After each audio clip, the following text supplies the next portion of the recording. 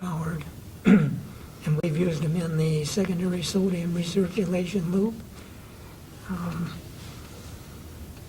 Carl used them to pump out the primary sodium when they decommissioned the primary tank.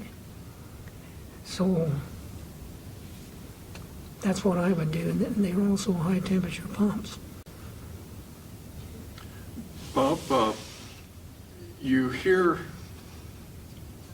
that the people who designed many of the electromagnetic pumps, which I understand is kind of an art in itself, design of these pumps, are no longer here or no longer doing that. Are ALIP pumps generally available? What's your understanding about difficulty of designing these kinds of pumps and limitations on size and things? Well, I don't think there's very many manufacturers that design and build ALIP pumps. You probably remember Harold Atkins. Yes. Harold Atkins designed an ALIP pump for use in EBR-II, and it was tested there. When he went to Hanford, he set up his own business store to build ALIP pumps. And I believe all of the ALIP pumps that EBR-II has used were manufactured by Harold Atkins. And he has these pumps, he's been able to design with high temperature features. I think some of those pumps were used in the aluminum industry. It actually submerged them in molten aluminum, and they performed just fine. And I think he's also built some for space applications. But from what I've seen of these ALIP pumps, the experience we've had, they're a good, reliable pump. Do you know if there are limitations to size for an ALIP pump design? What I'm thinking of is there's a question as to whether to use centrifugal or electromagnetic pumps in the primary coolant circuit of future reactor designs. Any thoughts about trade-off, one better than the other? Would you have preferred to have electromagnetic pumps rather than the rotating centrifugal pumps in EBR-II? Well, I don't, John, I don't know if you could design and build an ALIP pump that would provide high flow rates, like required in the primary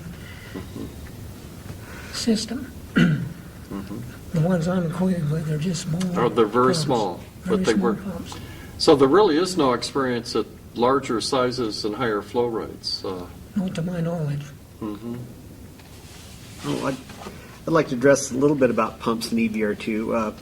In EBR-II in the primary and secondary sodium systems, we did use a number of different types of pumps.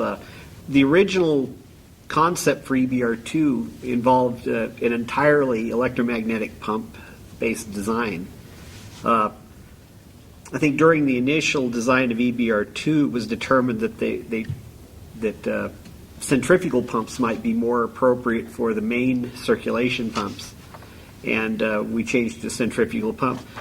There were a lot of problems with the initial pumps, mostly having to do with developing hydrostatic bearings that would work in the sodium system, because that was a fairly new concept at the time. One of the difficulties with a very large ALIP or electromagnetic pump is the low efficiencies. Typically, the ALIPs or the annular linear induction pumps have a very low efficiency on the order of 10 to 15%.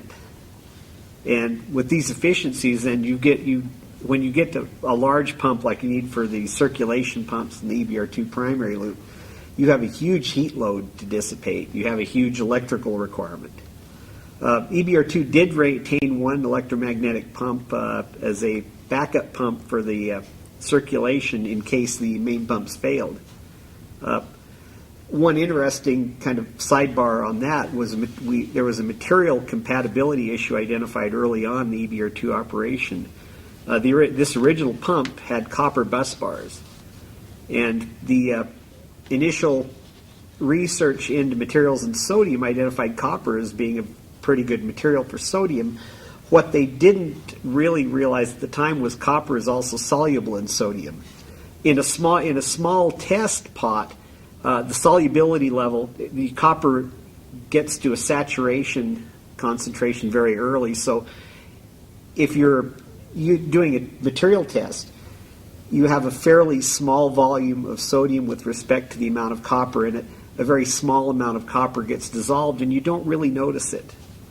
When we had these relatively small bus bars in a massive sodium tank, they dissolved quite nicely, and and I think that even the EBR-II seal rings had a similar problem in that they originally designed them with a copper base that basically fell apart very early, and they actually had to pull.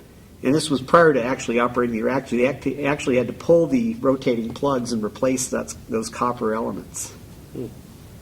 But to get back to the pumps, the ALIP pumps, I believe I've heard that they've gone to as large as 4 inches. I'm not sure if there are any limitations on size, other than just the fact that your efficiencies with a high power pump start to really cost you in terms of the amount of energy you have to put into the pump to get something out. And that is really the one downside to the electromagnetic and specifically the ALIP pumps, or the ALIPs, is that they are inefficient. On a positive note, they have no moving parts. It's essentially a pipe wrapped with coils that provide the motive flow. And once you have them operating, essentially they will run pretty much forever with no maintenance. Our experience with the ALIPs was that unless we did something to destroy them, they would run trouble-free without any real attention.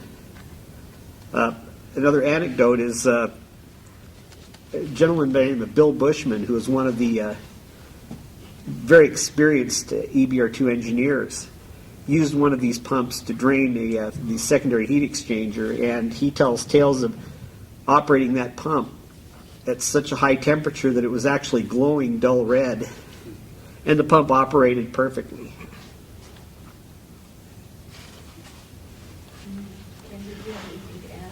I would like to comment about some unique design features of 3 systems I was experienced with at EBR-II. One is the rotating plugs. The concept of the rotating plugs was a good concept at EBR-II, but turned out to be one that was not a good final design. Unfortunately, it was implemented and we had no choice but to continue to use that, but it created a huge number of maintenance and operational problems. As has been mentioned, one of those problems early on and before the reactor actually went critical was a material compatibility issue. The dip ring concept is that the rotating plug in essence has a blade that fits into a stationary trough, so the rotating plug can move relative to the rest of the reactor structure.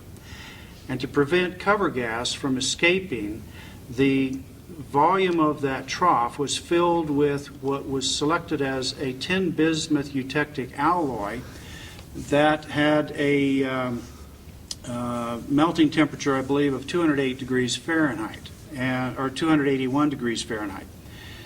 In operation, and the concept that actually worked reasonably well was that during operation, the alloy would be allowed to cool, and there was a forced air cooling on one side of the seal trough to cause the top half to solidify, and that provided a physical boundary for preventing the escape of the cover gas. During rotation of the plugs during fuel handling, heaters embedded in the dip rings were energized, and it heated up the seal alloy adjacent to the dip ring so it was completely molten, and that allowed the rotation, the relative rotation of those two components. The problems that came in were, number one,